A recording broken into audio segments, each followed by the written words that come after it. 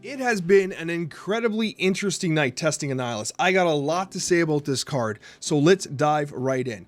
Right off the top, I know you want to know. Alex, should I be spending 6,000 tokens or rolling spotlight caches on Annihilus? Well, the answer is no, you probably don't need to yet, but also yes, you want this card in your collection. Let me explain. First of all, Annihilus is a very interesting card from a perspective that there's nothing else that quite does this in Marvel Snap. You have Viper that does this to a small extent, but nothing has the effect Annihilus does. It is an archetype defining card for junk. And the thing is, it's the weakest it'll ever be right now, tonight, as I record this video, because A, people were prepared for Annihilus, an archetype defining card that people were hyped up. They were just ready for it. They were playing their armors, they were playing Annihilus themselves, and the mirror match is really awkward for a whole number of reasons. So like, that was awkward, but the other side to this is that we have two cards coming out, right? Celine and Kiara, I'm not sure how to say it, and they're on the screen here, you can take a look at them. These two cards are going to activate Annihilus to a significant degree. They're two more additional tools that are going to exist that you just don't have yet. You don't have right now in the game, and so as a result, those tech pieces are going to be important cards in this future Annihilus deck, and you just don't have them, and so therefore you only really have a couple key activators, which isn't always that bad. If you think about Sentry as an activator, it's basically a 420, right? It's blazing, and that's good because like most decks under most circumstances aren't going to be prepared to deal with a 10 power void coming over on turn 5. They are tonight because everyone's trying Annihilus and everyone's playing Destroy to counter, but 3 weeks from now, they won't be. So Annihilus is very interesting because I really like the card. I do. But from a win rate and a cube rate perspective, like if you're like, Alex, I need the next card that's going to get me infinite, this is not it right now. Fortunately, you just don't have to get it right now. You just don't have to because it's coming back in the spotlight caches in a month or two. And when it comes out again, you're going to have access to those cards. You're going to get more cards because they're going to be coming out as well in December and January. And so like when those cards come out and Annihilus comes back in the spotlight cache, suddenly you have more of a better picture of what this archetype is going to look like in the future. And so my overall recommendation is no, I don't think you need Annihilus right now. I think you can wait, but it is a really interesting card, and I think mechanically it's one of the most fascinating in Marvel Snap, and it will be archetype defining for junk. So I don't want to sell it short. If you rolled it and you have it in your caches, I think it's going to take some very considerate and deliberate deck building to get it to its min-max potential, but it's not an automatic include in any number of the existing archetypes right now. It's going to need a whole new change up, which is great. We like these type of meta change ups.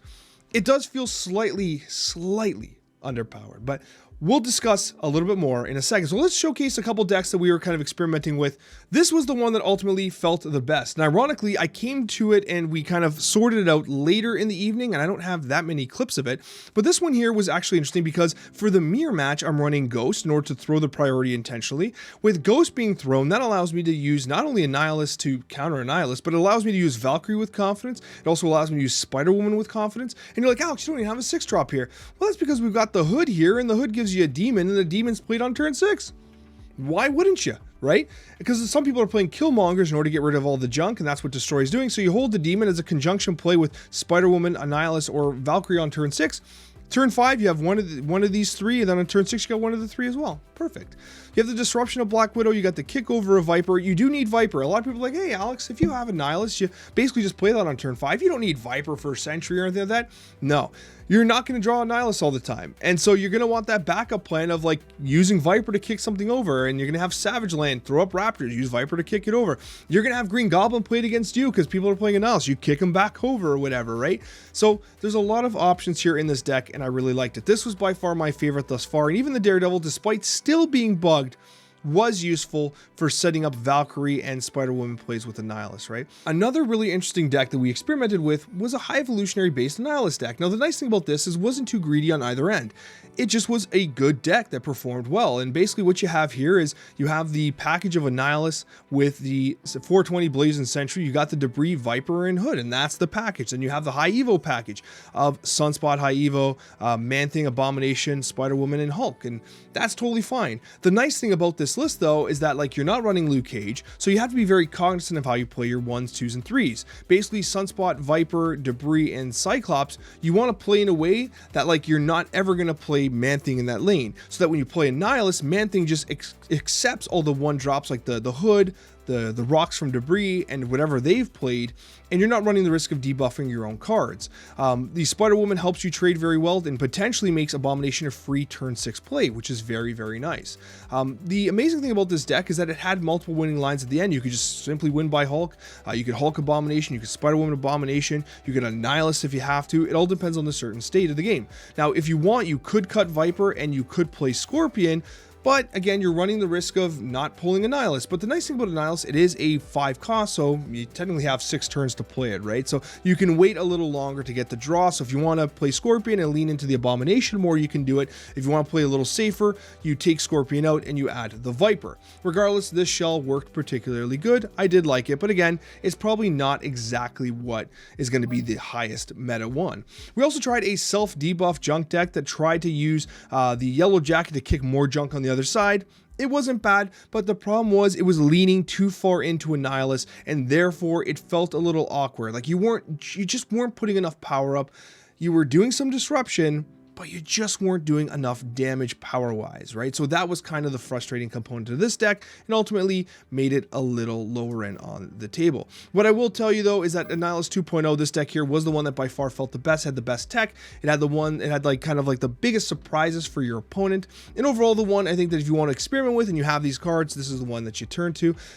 Ghost is obviously cuttable once the mirror matches start to settle down, but regardless, Annihilus, a really interesting card. I do recommend that you save your tokens, especially towards the end of this week, but Annihilus will be coming back in a month or two, which is going to let you pick up that card with the additions that'll be coming as well, which I think are going to really help elevate the archetype. I hope this discussion was helpful to helping you decide whether you want to pick up Annihilus. Hit the like button if you'd like to support my content. Subscribe if you're not subscribed already, and I'm going to showcase some gameplay highlights of Annihilus for those that are interested in seeing just how it plays. Hope you enjoy. Now we can do this.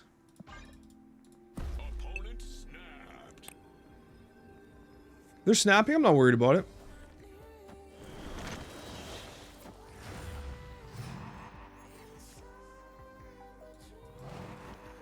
We gotta do this. We have Annihilus in hand. That allows this Man-Thing to trade very favorably in this location. We also have the Hulk.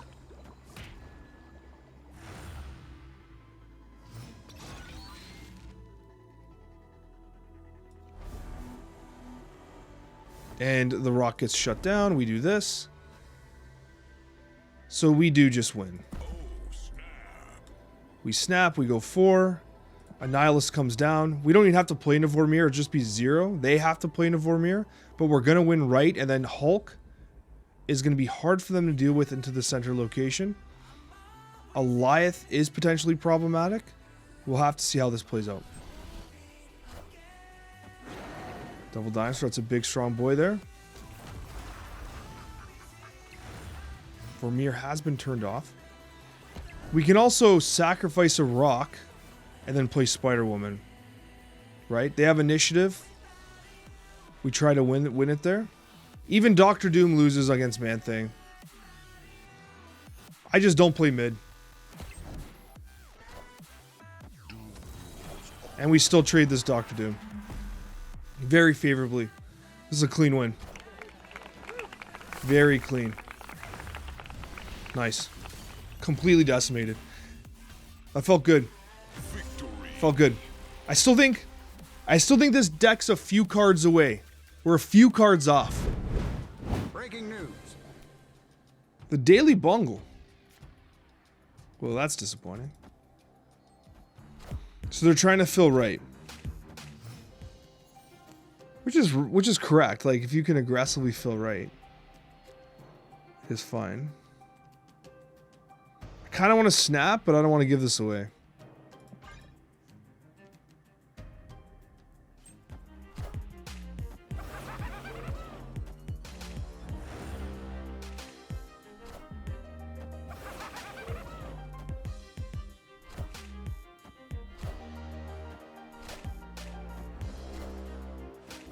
Are you kidding me? Holy shit. I don't even know what to say. Just F, I guess.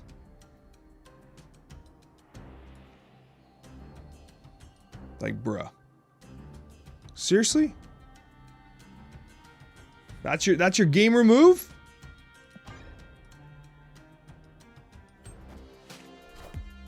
Ah, he plays my Daredevil? Now no one's Daredeviling.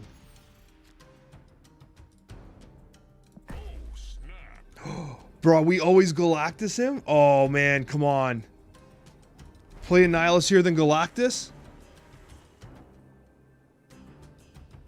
Surely this cannot backfire. Surely this cannot backfire. If they don't annihilate us right now, then we will Galactus them. Oh, I got the DJ horn ready. You know I'm ready. It's Sentry. Oh, they are going to get clapped. It's GG. This game is over. Look at this. It's G-Man. He's ready to send.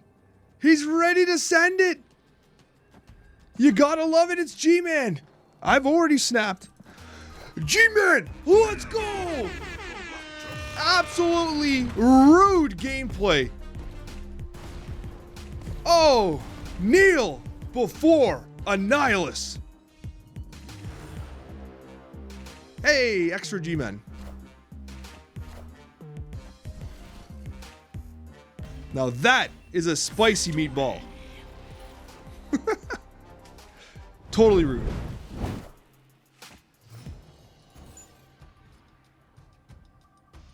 Savage Land, Savage Land. That sucks. We have Annihilus though. We're gonna hold the demon.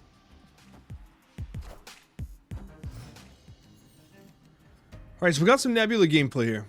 Mindscape sucks. I think we kick over a raptor. They're snapping. We kick over a raptor. We do this.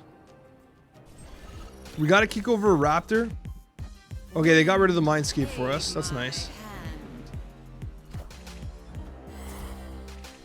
We're leaning into the junk here. Oh my gosh. Okay, we play this. Annihilus cleanly wins us this game. Unless they play, like, tons of cards.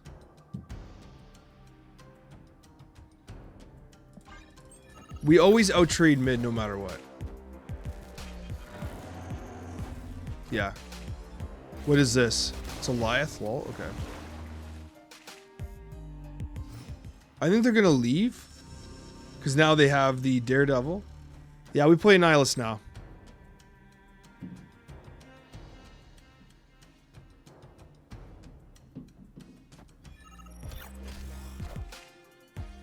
That's Jeff. Okay, good play there with Jeff. Now we have initiative. We still just win? They move here, they lose. It's just Spider-Woman here. Good play on Jeff's part. We win here, we trade here. Even if they Goliath, we still win. We don't lose to Doom. We always win. Victory. Clean win. Clean win. Now, they did read the Annihilus play, but as you can see, the risk is lowered by the fact that the Void gets destroyed, right? So, yeah, we need to start reshaping these decks out a little bit. So they're doing that because they're playing Annihilus as well. And this is what makes it really hard to read. Literally everyone and their grandmother's playing the same card. Right?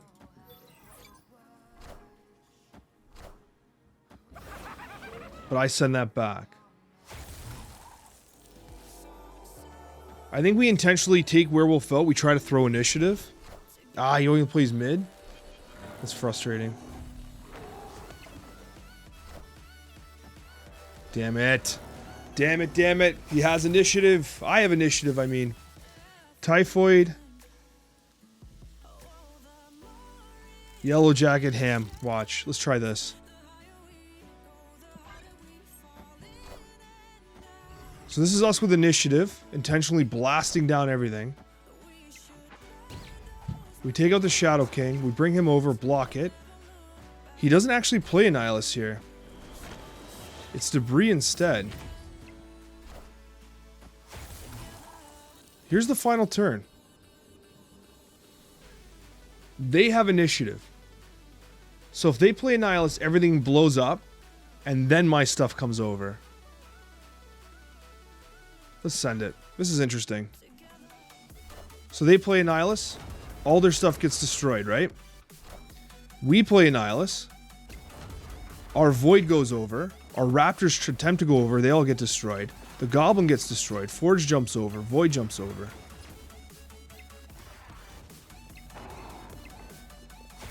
But we lose because of the hop of the werewolf. Victory. Wait, what? Oh my god, we won the tiebreaker? Wait. Wait.